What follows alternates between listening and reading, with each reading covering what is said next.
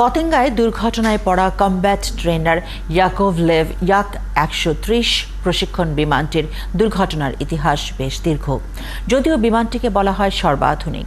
2015 সালে বাংলাদেশ বিমান বাহিনীতে যুক্ত হবার পর এ পর্যন্ত 3 বার দুর্ঘটনার মুখে পড়েছে বিমানটি।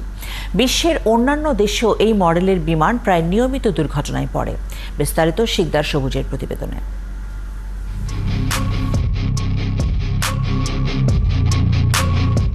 রাশিয়ায় তৈরি এই কমব্যাট প্রশিক্ষণ বিমানটির মূল নাম দ্য ইয়াকোভলেভ ইয়াক-130, যা সংক্ষেপে YKK বা ইয়াক-130 নামে পরিচিত, আর ন্যাটো একে ডাকে মিটেন নামে। 2 আসনের এই বিমানটি মূলত উচ্চতর প্রশিক্ষণে ব্যবহৃত হলেও যুদ্ধেও এটি হালকা মাত্রায় ব্যবহারের উপযোগী। 2010 সালে রুশ বিমান বাহিনীতে যুক্ত হয় 2 ইঞ্জিনের বিমানটি। রাশিয়ার সংবাদ মাধ্যম স্পুটনিকের তথ্য অনুযায়ী বিমানটির নকশা এমনভাবে করা হয়েছে যাতে বিমান বাহিনীকে সব ধরনের সহযোগিতা দেয়া যায়, একই সাথে ব্যবহার করা যায় স্বল্প পরিসরের বিমান হামলায়ও।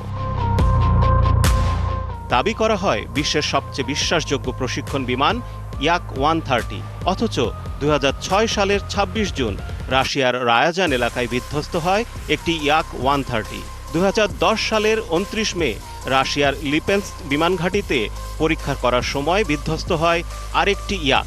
2014 সালের 15 এপ্রিল রাশিয়ায় যান্ত্রিক ত্রুটির কারণে বিধ্বস্ত হয় আরও একটি বিমান। তখন প্রথমবারের মতো মারা যান একজন পাইলট। 2021 সালের 19 মে বিধ্বস্ত হয় বেলারুশ বিমান বাহিনীর একটি ইয়াক-130। মৃত্যু হয় 2 পাইলটের এবং শহরের একটি বাড়ির উপর আছড়ে পড়ে বিমানটি। 2022-এর 18 ফেব্রুয়ারি মিয়ানমার বিমান বাহিনীর 2টি ইয়াক-130 ধ্বংসের দাবি করে জান্তা বিরোধী পিপলস ডিফেন্স ফোর্স PDF। 2022 সালের 29 জুন পাখির সাথে ধাক্কা লেগে বিধ্বস্ত হয় মিয়ানমার বিমান বাহিনীর আরেকটি ইয়াক-130। সাবেক সোভিয়েত ইউনিয়নভুক্ত দেশগুলোর বাইরে বাংলাদেশই দ্বিতীয় দেশ যারা রাশিয়ার কাছ থেকে ইয়াক-130 বিমান পায়। 2015 সালের 20 সেপ্টেম্বর বাংলাদেশ বিমান বাহিনীতে যুক্ত হয় ইয়াক-130। প্রথম ইয়াকটি বিধ্বস্ত হয় চট্টগ্রামের লোহাগড়ায় 2017 সালের 11 জুলাই। এ সময় 2 জন পাইলট অক্ষত অবস্থায় ফিরে আসেন।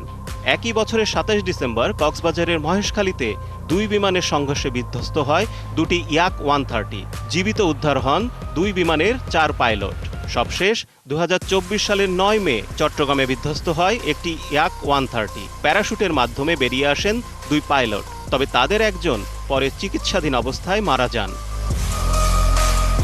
বর্তমানে রাশিয়া সহ বিশ্বের মোট 8টি দেশ ব্যবহার করছে ইয়াক-130 মডেলের এই প্রশিক্ষণ বিমান। শিকদার লোটাস সবুজ, 71।